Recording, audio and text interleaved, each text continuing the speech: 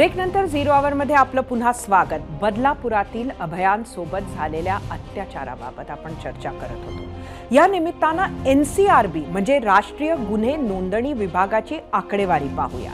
2022 साली देशात बाल अत्याचाराच्या 1,62,449 घटनांची नोंद झाली।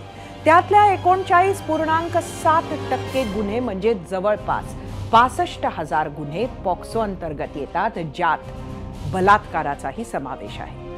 2017 ते 2022 या 6 वर्षात पॉक्सो अंतर्गत गुन्ह्यांमध्ये तब्बल 95% वाढ झाली आहे। आकडेवारी चिंताजनक आहे। 2012 साली आलेल्या पॉक्सो कायद्यात मोदी सरकारनं 2019 साली आणखी कठोर कलम टाकली आहे। अगदी फाशीच्या शिक्षेची तरतूदही टाकली आहे। मात्र गुन्हेगारांना ना समाजाची भीती उरली आहे ना कायद्याची। पॉक्सोचे अर्धे अधिक खटले तर 3-3 वर्ष चालतात। 2022 सालच्या आकडेवारीत तर 5 ते 10 वर्षांपेक्षा जास्त चाललेल्या खटल्यांची संख्या 4,000च्या जवळ आहे। ही आकडेवारी अस्वस्थ करणारी आहे। याच आकडेवारीनंतर आता आपण पाहूयात बदलापूर प्रकरणावर जनतेच्या प्रतिक्रिया, आणि त्यासाठी जाऊयात आपल्या ब्लॅक स्क्रीनवर। आजचा आपला प्रश्न सांगते, बदलापूर प्रकरणात फडणवीसांकडून एसआयटी स्थापनेची घोषणा, 4 वर्षांच्या 2 चिमुरड्यांवर अत्याचार करणाऱ्याला शिक्षा मिळेल असं वाटतं का? आपल्याला सोशल मीडियावर आलेल्या प्रतिक्रिया बघूयात। पहिली प्रतिक्रिया एक्सवरून लकी जाधव, आपलं सरकार कुठलाच निर्णय घेऊ शकत नाही, त्यामुळे असा अत्याचार करणाऱ्या आरोपीला फक्त काही दिवसांकरता जेल बंद होतो, यापुढेही असेच चालू राहणार। एक्सवरूनच वैष्णवी नाईकवडे, त्याला शिक्षा होण्यास किमान 2 ते 4 वर्ष लागतील, तोपर्यंत आणखी कितीतरी चिमुरड्यांवर असे अत्याचार होतील। अशा नराधमांना भर चौकात बांधून दगडाने ठेचलं पाहिजे। एक्सवरूनच चेतन गरजे, पोलीस का तक्रार घेत नाही? त्यांना तसे सांगण्यात आले आहे का? आणि नसेल तर का दिरंगाई करतात पोलीस? फेसबुकवरूनच प्रकाश गायकवाड, जोवर या नेत्यांवर अशी वेळ येत नाही तोवर त्यांना पीडित कुटुंबियांची वेदना कळणार नाही। फेसबुकवरून अभय राठी, त्याला फाशी मिळणार नाही, फक्त जेल होईल, काही वर्ष फुकट पोचला जाईल। यूट्यूबवरूनच संतोष यादव, गुन्हा दाखल करण्यास वेळ लागला, यावरून पोलीस प्रशासन किती गंभीर आहे हे समजतं। यूट्यूबवरूनच राकेश लहाने, बोलवा विशेष अधिवेशन आणि करा ना कडक कायदे। इंस्टाग्रामवरून प्राजक्ता पाटील, राजकीय संबंध नसतील तर नक्की फाशी मिळेल। इंस्टाग्रामवरूनच रमेश कांगणे, केंद्र सरकारने कठोर कायदाच बनवावा आणि त्याची अंमलबजावणी सर्व राज्यांनी करावी।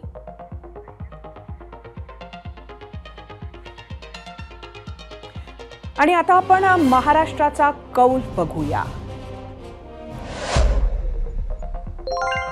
आजचा आपला प्रश्न परत एकदा सांगते, बदलापूर प्रकरणात फडणवीसांकडून एसआयटी स्थापनेची घोषणा, 4 वर्षांच्या 2 चिमुरड्यांवर अत्याचार करणाऱ्याला शिक्षा मिळेल असं वाटतं का? एकूण 45,000 मतं यूट्यूबवर, 61% म्हटलंय होय, 39% नाही। इंस्टाग्रामवर एकूण 6,500 मतं, 74% होय म्हटलंय, 26% नाही। फेसबुकवर एकूण 2,000 मतं, 61% होय म्हटलंय, 39% नाही। बघूया एक्सचा कौल। 45% होय म्हटलंय, 55% नाही। मी सुरुवातीलाच कबुली दिली आहे की आज माझं मन सुन्न आहे, विषण्ण आहे। बदलापूरमध्ये त्या 2 चिमुरड्या मुलींसोबत जे घडलंय ते प्रोसेस करायला मेंदूला अजूनही जड जातंय, अवघड जातंय। त्या नराधमाची पशुसोबत तुलना करणं हा पशूंचा अपमान असेल, हेही मला माहिती आहे। काही प्रश्न जास्त अस्वस्थ करून जात आहेत. इतक्या लहान मुलींना वॉशरूमला नेण्याची जबाबदारी एखाद्या महिला कर्मचाऱ्यावरच द्यावी हे तारतम्य शाळेनं का दाखवलं नाही? शाळेतील CCTV चालू का नव्हते? शाळेनं पॉक्सोच्या नियमांप्रमाणे लैंगिक अत्याचाराची घटना 24 तासाच्या आत स्थानिक पोलिसांना किंवा बाल कल्याण समितीला का कळवली नाही? पोलिसांनी पालकांची तक्रार दाखल करून घेण्यासाठी विलंब का केला? पोलिसांना हे प्रकरण अधिक संवेदनशीलपणे हाताळता आलं नसतं का?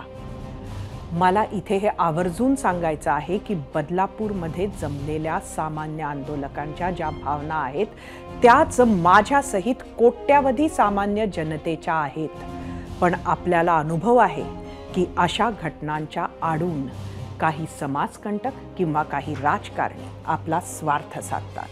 समाजमन आणि जमलेल्यांचा उद्रेक बघता सरकारनं तात्काळ जे करणं शक्य होतं त्याची आश्वासने दिली आहेत.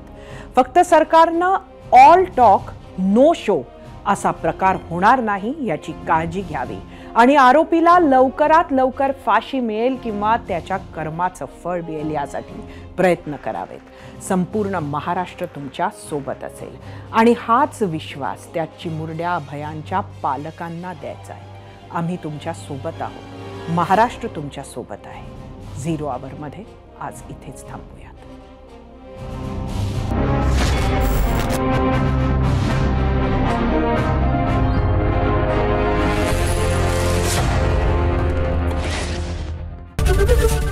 ABP माझा, उघडा डोळे बघा नीट.